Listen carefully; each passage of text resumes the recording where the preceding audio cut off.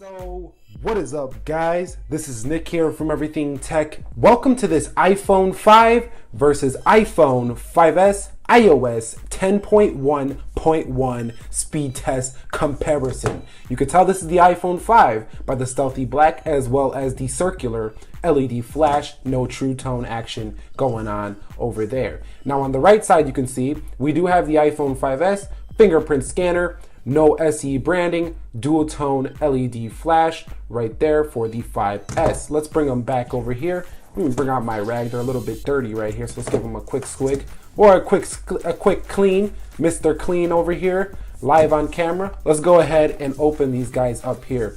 And you can see it looks like I got night shift going on over here on the iPhone 5S. So I'm going to turn that off and show you that both of these devices are in fact running iOS 10.1.1. So let's give it a little confirm action here on the iPhone 5, and you can see 10.1.1, 14B100. Nice stuff over there on the iPhone 5. 4-year-old phone, still got the latest software. Pretty nice stuff. Thank you, Apple. 10.1.1, 14B100 here for our iPhone 5S on the right. So let's go ahead and close all of the applications out and let's start our speed test. You know how we do it around here. We're going to run it through some speed tests just to see what the real world usage is like on this latest update. Now 10.1.1 was a small update. It only brought fixes to Apple Health data. So if you're an Apple Health user, this update was probably something you might want to go ahead and do. But anyway, what we're doing here is to see if there was any bug fixes in the background of these devices to see which one is quicker or if there's any speed improvements. But I can tell you right now, I updated the iPhone 5 and it did feel a little bit quicker. Anyway, let's get into it. Let's go with the calendar first in 3, 2, 1, let's go. And you can see iPhone 5 there, or 5S, looks like they go home about the same. Calculator looked about even, maybe slightly quicker on the 5S. Let's go into camera. And you can see that's so close. The iPhone 5 is performing pretty well. Let's go into weather here. iPhone 5S a millisecond or so ahead of the 5. Let's go into the clock application. And it looks like the 5S is pulling ahead there. Let's go into the news application here. iPhone 5S well ahead in the lead there. We're not even going to wait for the 5S or for the 5 there. That's obvious. Let's go into home here. And you can see that the iPhone 5S a millisecond or so ahead there. Let's go into the App Store on both devices. And you can see which one gets there first.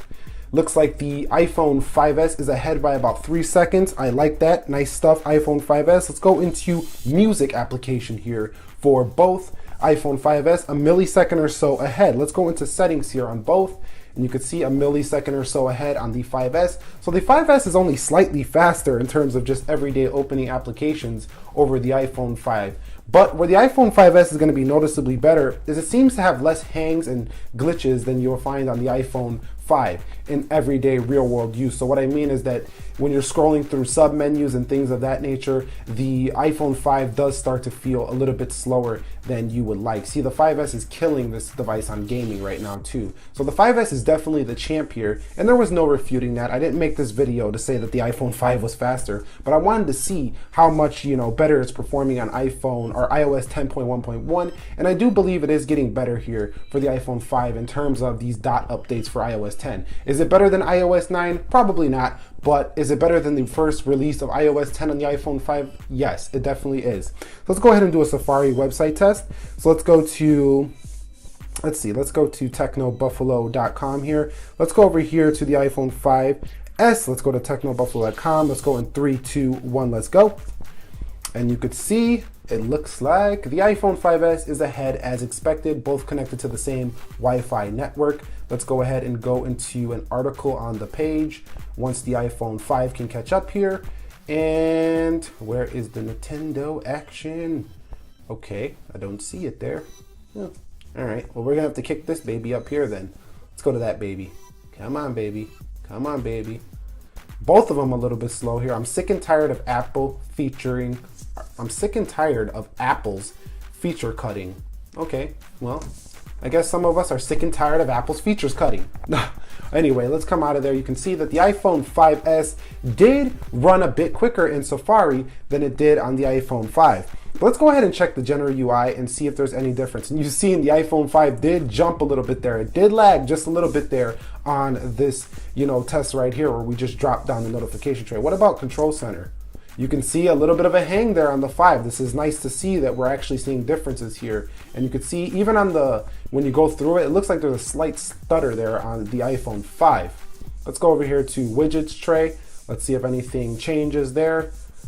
Not much there going on there. What about spotlight search? Let's try that. A little bit of a hang there on the iPhone 5 once again. So the iPhone 5S is still the king of the cheap iPhones here in 2016. If you want a cheap iPhone, the iPhone 5S is still the king here.